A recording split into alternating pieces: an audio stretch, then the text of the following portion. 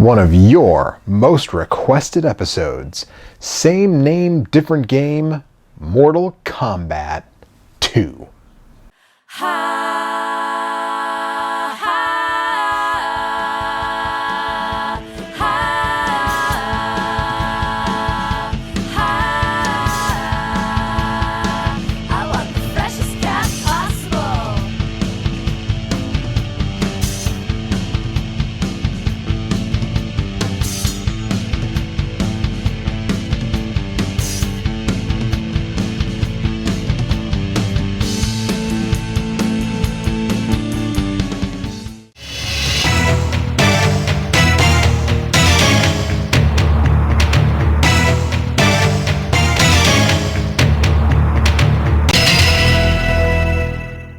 Hello and welcome to Same Name, Different Game. 5 years ago today, on April 30th, 2011, the third episode of this show was released. It went on to be the most watched episode of this series, and that episode was on Mortal Kombat for the Super Nintendo and the Sega Genesis. And since then, people have been requesting that I take on the sequel. Well, I figured the 5th anniversary is the perfect time to take on Mortal Kombat 2. So let's get started with a little history. Mortal Kombat was released in arcades in 1992 and was a huge part of the 90s arcade boom. It was developed by Ed Boon and John Tobias at Midway and became an instant hit.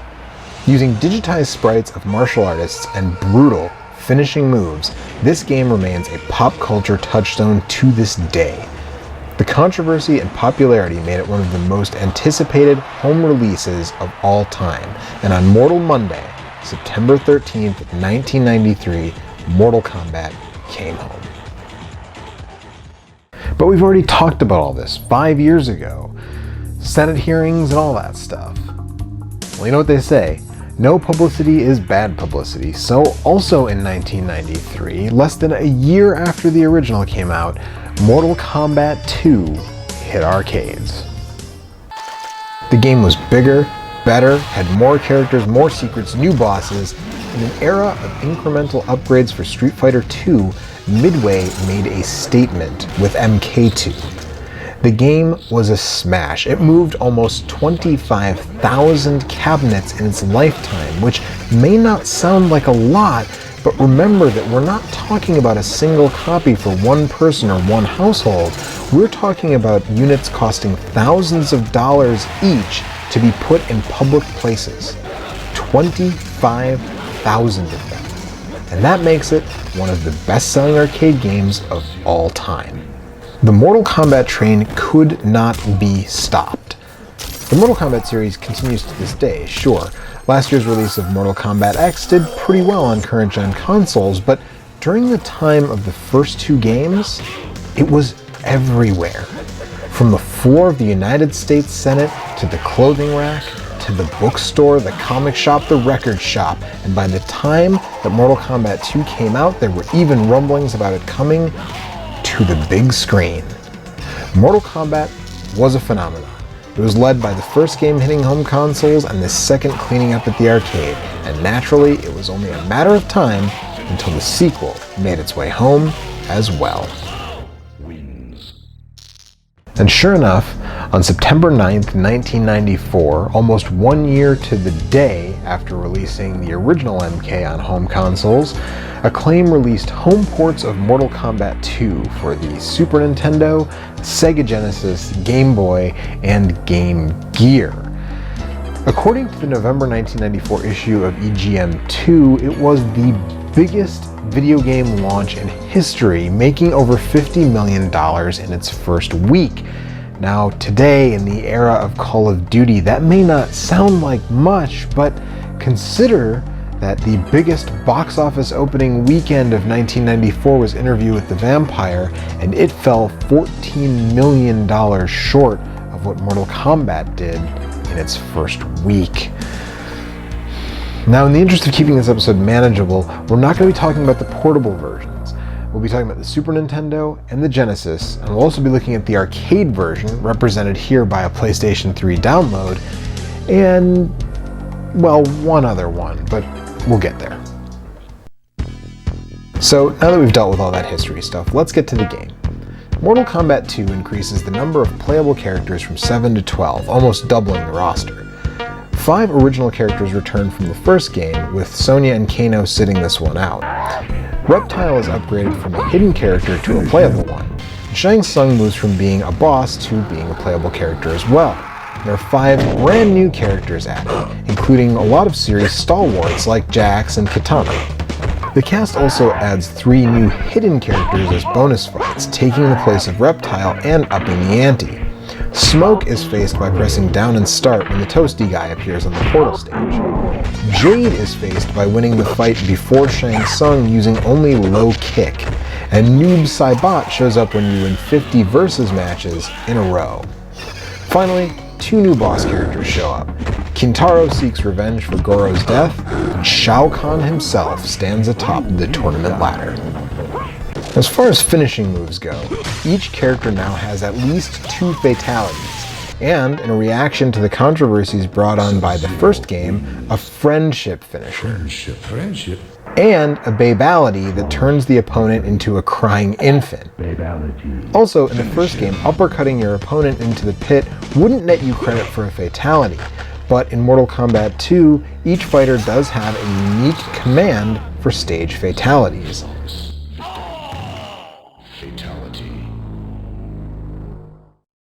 Mortal Kombat 2 was everything a sequel should be. Better looking, better sounding, more refined gameplay, more of everything. And like I said, it was a huge hit in the arcade because of it. And when it came home, Mortal Kombat 2 was a very impressive game for its time, so there was no expectation that it would survive the transition to the home perfectly, but the ports definitely are of varying quality. The first concern for many, of course, was that the SNES port would once again be altered as the first game had been, but, well, Nintendo knew better. The Genesis version of MK1 outsold the Super NES version by a wide margin, and Nintendo was not about to let that happen again, so the SNES version contains all the violence of the arcade original. Well, most of the violence. But what's missing most likely isn't due to some corporate directive from Nintendo and probably has more to do with technical limitations. I think this is backed up by the fact that the Genesis version has several of the same issues. And speaking of that, much like the original Mortal Kombat, Acclaim handed development duties for the Genesis version over to our friends at Probe Entertainment in the UK. Meanwhile, the Super Nintendo port was developed once again by the WWF 16-bit maestros, the folks at Sculptured Software. And this might lead you to believe that once again the Genesis port will stand tall. Like I said then, the blood was a big deal, but the Genesis version of Mortal Kombat just played better than the Super NES version. Now, the Genesis port of MK2 is competent to be sure. It plays fine, but it's missing a lot of the presentation details.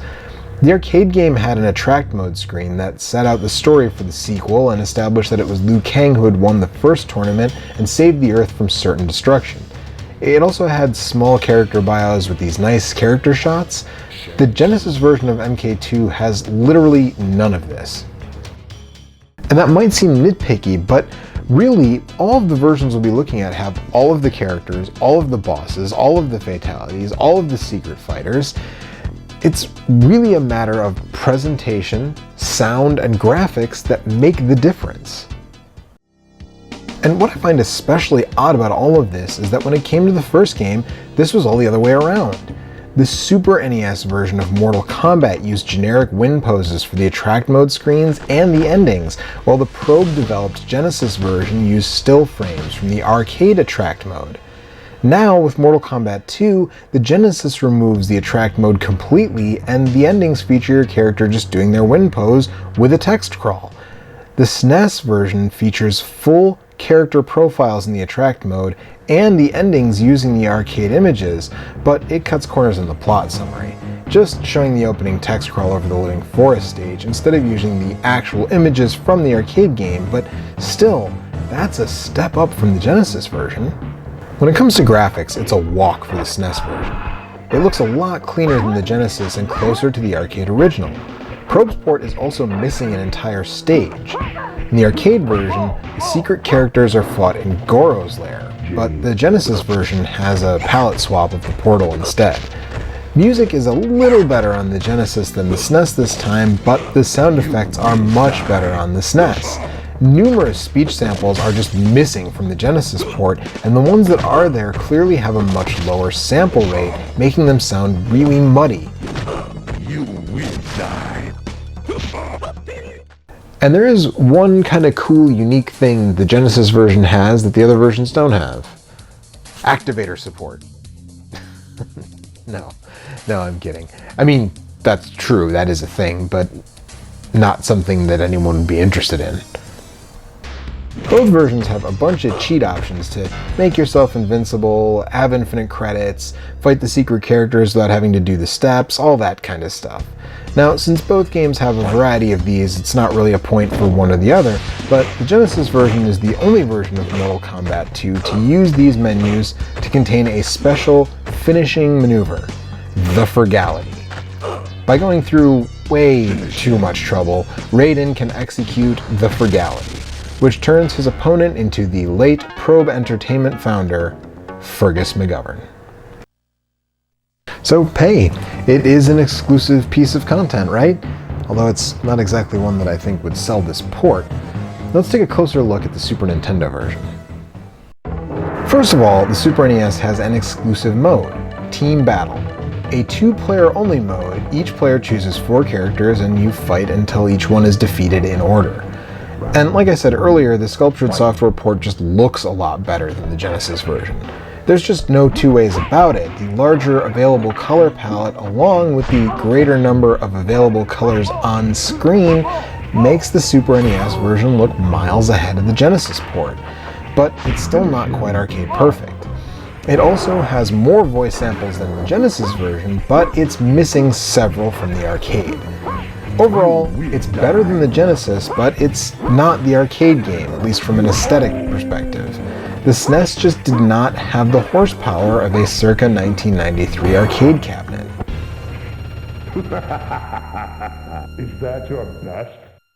But you know what did come a lot closer? The Sega 32X. That's right, about 6 months later in the spring of 1995, the 32X port was released. This was also published by Acclaim and was developed by Probe Entertainment. In fact, it was more or less the exact same team who did the Genesis port. And I'm just gonna say it, I'm gonna go on record right now. Outside of straight up emulation, this is the most accurate port of Mortal Kombat 2. Probe was really making up for their shortcomings on the Genesis. The full arcade attract mode screens have been restored, which even the Super NES doesn't have, though this 32X version doesn't have the arcade ending screens.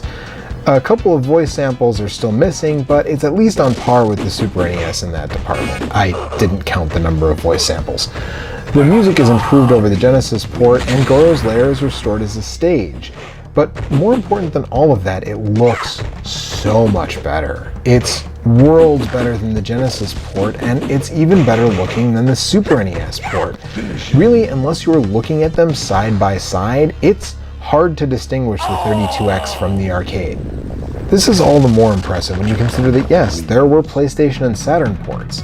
Now, I'm not talking about them here in detail because they're both very expensive, especially the Japan exclusive PlayStation release. But they both use CDs for media, obviously, and that makes Shang Tsung's morphing ability severely hobbled, and fighting against him is just an exercise in frustration.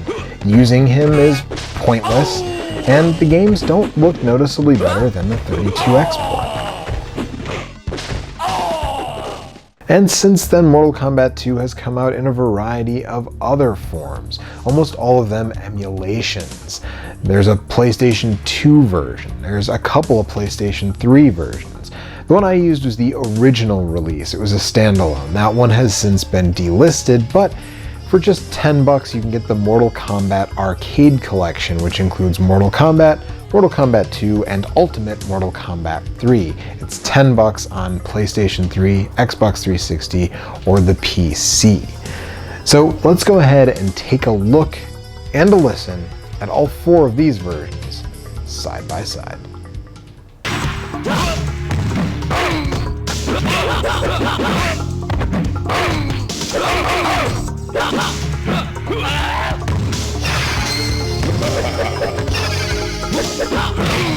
Sub-Zero wins. Round 2, fight.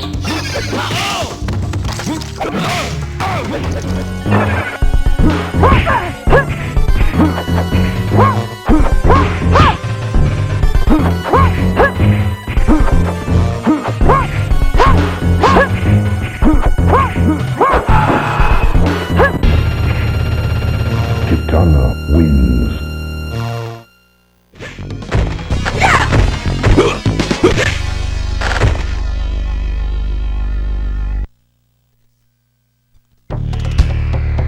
Fight!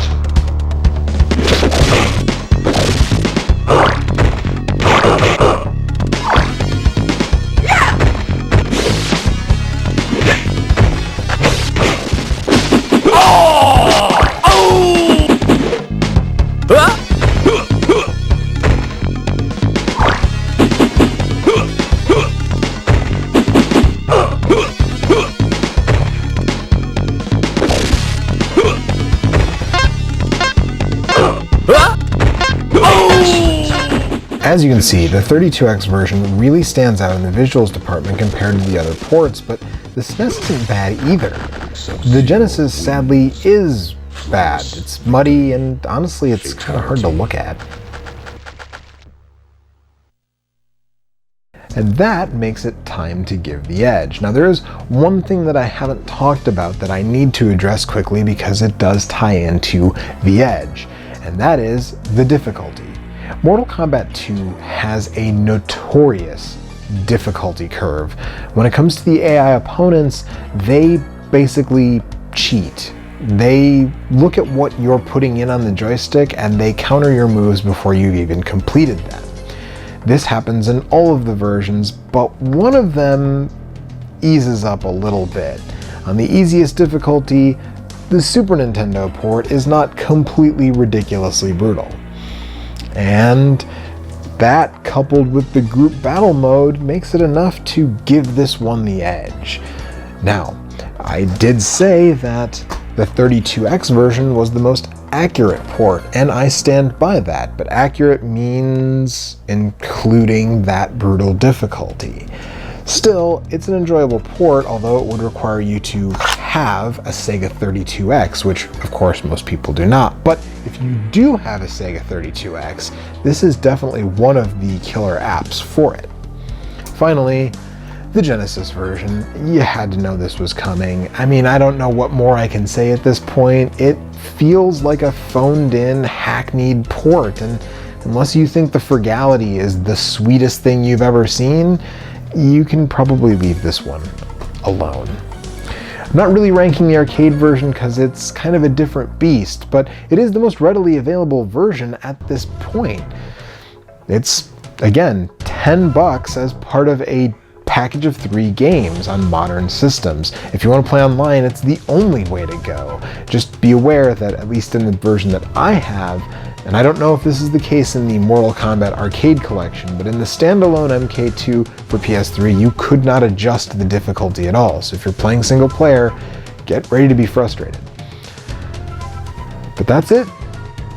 Thank you so much for tuning in, and hey, maybe in another 5 years, I'll take on Mortal Kombat 3.